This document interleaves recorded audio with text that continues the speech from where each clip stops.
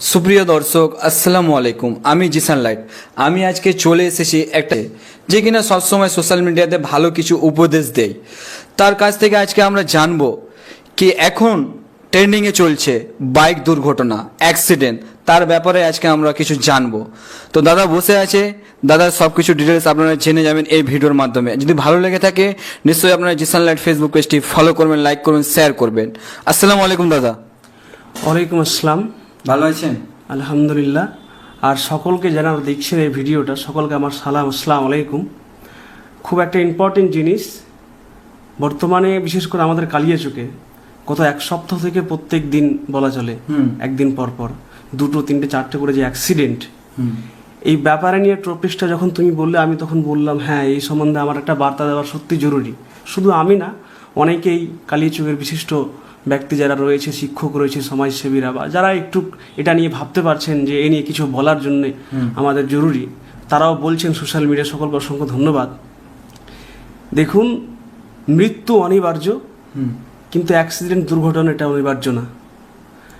আপনি মৃত্যুকে এড়াতে পারবেন না, কিন্তু যে অ্যাক্সিডেন্ট হচ্ছে, দুর্ঘটনা হচ্ছে, এটা কিন্তু এড়ানো যাবে। এটাও অনেক সময় এড়ানো যায় না, কিন্তু এটা হয়ে যায়। কিন্তু আমাদের যুব সমাজকে দেখছে না, কয়েকটা ভিডিও কয়েকদিন থেকে ঘোরাঘুরি করছে এইভাবে ন্যাশনাল রোডে NH-34 বাইক নিয়ে বেপরোয়াভাবে গাড়ি নিয়ে ঘোরাঘুরি করছে। যে সমস্ত ছেলেরা, এরা কারা?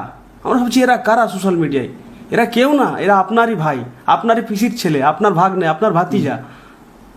তো আপনার বাড়ির যে সমস্ত ছেলে বাজে ভাষা বলছে, ছাপড়ি, ছেঁড়া প্যান্ট, চুল লাল করে, চোখে অকাজে একটা চশমা, তো এই সমস্ত ছেলেরা ড্রাইভিং লাইসেন্স হয়নি, হঠাৎ করে জিজুর একটা বাইক, দুলাভাইয়ের একটা বাইক হাতে পেয়েছে। যারা চৌরঙ্গি হোক, কালিয়াচক হোক, সুরিয়াপুর, জালালপুর, অন্য কোনো রাস্তায়, মোথাবাড়ি, যেখানে হোক না কেন, যারা বেপরোয়াভাবে যে বাইক চালাচ্ছে, বিশেষ করে সমস্ত যুব সমাজের কাছে আমার আবেদন, তোমরা হয়তো ভিডিওটা দেখছো, তোমরা ভেবে দেখেছো একটা বাইক বেপরোয়াভাবে যখন রাস্তায় তুমি চালিয়ে যাচ্ছ, কোনো এক মা, মহিলা রাস্তা দিয়ে যায়। মায়েরা কেন রাস্তায় যায়? কালীযুগে মায়েরা কেন আসে? ডাক্তার দেখাতে আসে, প্রয়োজনীয় জিনিস নিতে আসে। তাদের আপনি পিপ পিপ করে হর্ন দিয়ে একদম চমকে দিয়ে গাড়ি এভাবে নিয়ে যাচ্ছেন, আপনি এটা জানোয়ারের মতো আচরণ করছো না? তো সেই যুব সমাজকে আমি বলবো, আমরা বলছি প্রশাসন কিছু ব্যবস্থা কী ব্যবস্থা নেবে? প্রশাসন সবই করতে পারে। প্রশাসনের নিয়ম যেটা, গাড়ির লাইসেন্স চেক করা, হেলমেট দেখা, আর কিছু কাগজপত্র, তারা সব করছে, কিন্তু প্রশাসন কি দুর্ঘটনা আটকাতে পারবে? সব কিছু প্রশাসনের হাতে ফেলে দিলে হবে? আমাদের বিবেক, আমাদের মাথা কাজে লাগাতে হবে। প্রশাসনের ভালো কাজ করছে, কিন্তু আমরা আমাদের প্রতিবেশীকে, আমরা আমাদের যুব সমাজদেরকে যদি আমরা ভালো করে একটা বার্তা না দিই, এমার্জেন্সি একটা ব্যবস্থা না নিই, এই ঘটনা কিন্তু ঘটতেই থাকবে। আপনারা শুনলে অবাক হবেন, আমাদের ভারতবর্ষে 2022 সালে 1 লক্ষ প্লাস মানুষ দুর্ঘটনায় মারা গেছে। পথ দুর্ঘটনায়, ট্রেন দুর্ঘটনা তো বাদই দিলাম, 1 লক্ষ প্লাস মানুষ। যার ফলে 2023 সালে কেন্দ্রীয় সরকার একটা আইন করছিল ড্রাইভারদের নিয়ে 10 বছর জেল হবে, ফাইন হবে, আর কি হবে। যাই হোক, সেটা একটু বেশি কড়াকড়ি হয়েছিল বলে আইনটা বাতিল করা হয়েছে। কিন্তু হাত জোড় করে আবার বলছি, যারা বেপরোয়াভাবে বাইক চালাচ্ছেন, তারা ভাববেন আপনার ছোট্ট ভাতিজি, ভাগ্নি কিন্তু রাস্তা দিয়ে যাচ্ছে, আপনার মা বয়সী মহিলা যাচ্ছে, তাদেরকে আপনি কখনো নিরাপত্তাহীনতায় ভোগাবেন? হর্ন দিয়ে, নো হেলমেট থাকবে না, গাড়ির কাগজ থাকবে না, ড্রাইভিং লাইসেন্স থাকবে না, আর একদম জানোয়ারের মতো এইভাবে করে ঘুরবেন। যেই একটা অ্যাক্সিডেন্ট হলো, হাজার হাজার মানুষ আপনার জন্য কান্নাকাটি করবে। মৃত্যু আছে, অনিবার্য হবে, মরবে, কিন্তু বেপরোয়া হবে, জানোয়ারের মধ্যে কেন মৃত্যু হবে তোমার? আমি কাউকে গালিগালাজ করছি না, বরঞ্চ বেশ কয়েকদিন ধরে আপনারা দেখছেন মোথাবাড়িতে 3 থেকে 4 জনের মৃত্যু বাইক নিয়ে বেপরোয়াভাবে চালানোর জন্যে। এবার টোটোর ব্যাপারে আসি। টোটোর ব্যাপারটা কি, আমরা অনেক সময় যখন টোটোতে চেপে ভ্রমণ করি তখন বলি যে টোটোর সেরকম দোষ নয়, টোটোর চাপারও দরকার।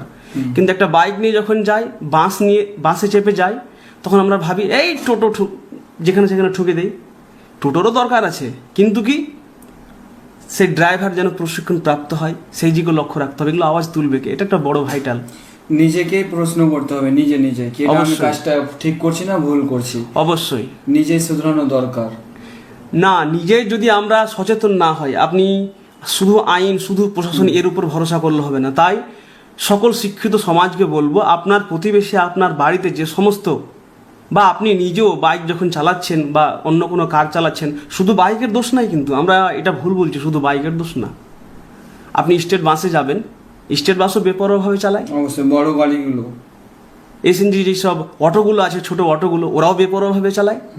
তো প্রত্যেক যাত্রীবাহী একজন ড্রাইভারকে আদেশ করে আমি হাত জোড় করে বলবো, রাস্তা পথে চলার সময় আপনাকে কিন্তু মরে যেতে হবে এই মাথায় নিয়ে চলতে হবে। যদি না চলেন আপনি তো মরবেন, আপনি কাউকে মেরে ফেলছেন। আবার সকলকে সতর্ক থাকতে হবে। আজকে যুব সমাজ থেকে শুরু করে সকলকে আমার এটাই আবেদন, এটুকুই। আরেকটা বিষয়